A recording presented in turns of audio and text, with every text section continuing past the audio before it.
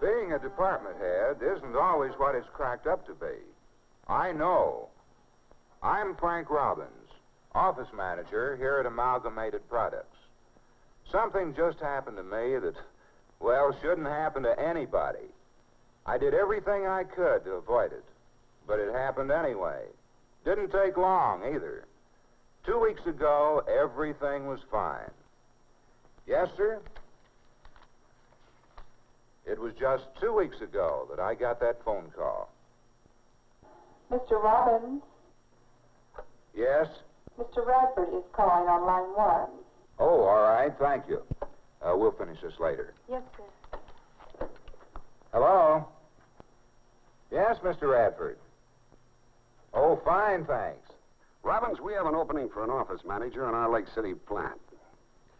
Now, as you know, it's a small operation, but nevertheless, it's a responsible job.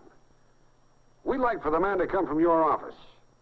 To be perfectly frank, we'd like for him to run that one the way you run yours. Now, give us your best man, Robbins. If he succeeds, you'll get the credit.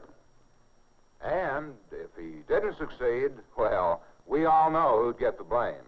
So I had one obvious problem. Which man to send? Actually, there were only two who really qualified.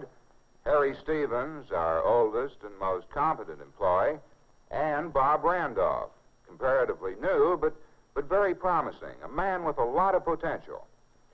Well, for 2 weeks I studied these men. I weighed the merits of one against the merits of the other. Bob Randolph, with only 5 years on the job, had proven himself time and again. University graduate, a hard worker, and always willing to accept responsibility. Bob has a warm personality, gets along well with everyone in the office. He's a nice-appearing chap, too. Well-mannered, well-dressed. The office personnel look up to Bob. He's a lot of fun, and yet Bob knows where to draw the line. His main qualification for the job was a knack of getting other people to do things his way without creating hard feelings in the process. On the other hand, Harry Stevens was a good man, too. In fact, Harry has always been thought of as our most competent employee. Been around 15 years. Harry is conscientious, extremely efficient, and very thorough. We always depended on him to relate the workings of the plant to good office procedure. But with Harry, appearances just never counted for much. Neither did conversation or social life. He unconsciously glowers at people. He speaks his mind in a blunt, almost unfriendly manner. But Harry's bark is worse than his bite. And I've always made certain our people understood this. Before long, they like him. So, those were the two men to choose from. I didn't want to act hastily. My neck was out a mile on this deal. Harry deserved the promotion, but I had to consider the new surroundings that he'd meet in another office. And to make a long story short, I gave the job to Bob Randolph. I was sure that he could handle it, and I wasn't sure how others would react to Harry's personality, nor for that matter, how he would react to them. I was certain that I'd made the right decision. Felt pretty good about it, too. And to make sure that Harry didn't get any wrong ideas from hearing the news second or third hand, I called him in to explain my decision. Harry, something's come up I want to talk to you about. But before I do, I just wanted to tell you I appreciate the good job you've been doing. The good job you've always done, the time that you've put in. Like I've told you before, Harry, you're the best man that we've ever had in the office. Sometimes it's easy for a fellow to think that he's been taken for granted. And I just want to make sure that you don't think that's happened in your case. No, of course not, Frank. Well, good. You know, we've all come to depend a great deal on you, Harry. Not just me, but everybody here in the office. And I want you to know that not only do I realize it, but so does top management. Yes? You've been here 15 years now. 15 and a half. You know our operation like the palm of your hand. Harry, if anybody deserved a promotion on the basis of ability and seniority, it certainly is you. Well, thanks, Frank. 2 weeks ago, I got a call from Mr. Radford. The The company needs a manager at the Lake City plant. Mr. Radford expressed his admiration for our setup here, and he wanted me to pick a man from our office for the job. Now, you know and I know that we only have 2 men who could fill the job, and you're one of them. Well, thank you, Frank.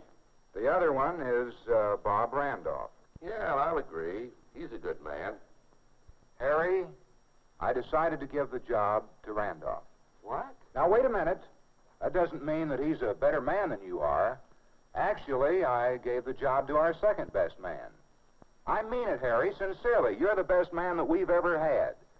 It's just that, well, Randolph has certain personal qualifications that I felt would assure him success.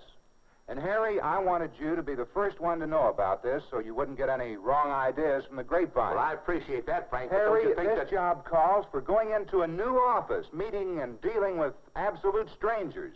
The man who got the job would have a lot of people to win over to his way of thinking. And you know as well as I do that Randolph has a great knack for working with people.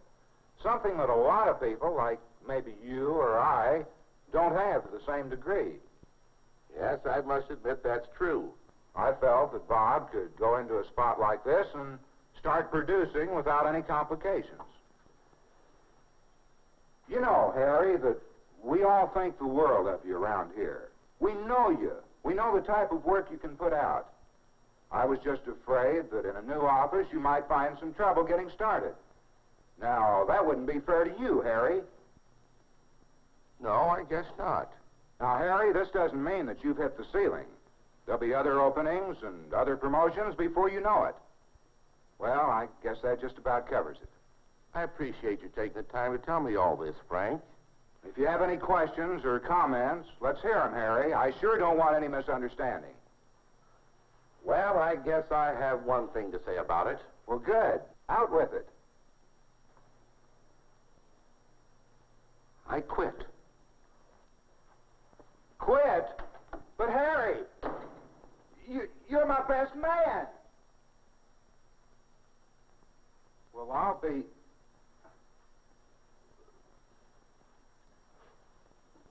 What did I do wrong?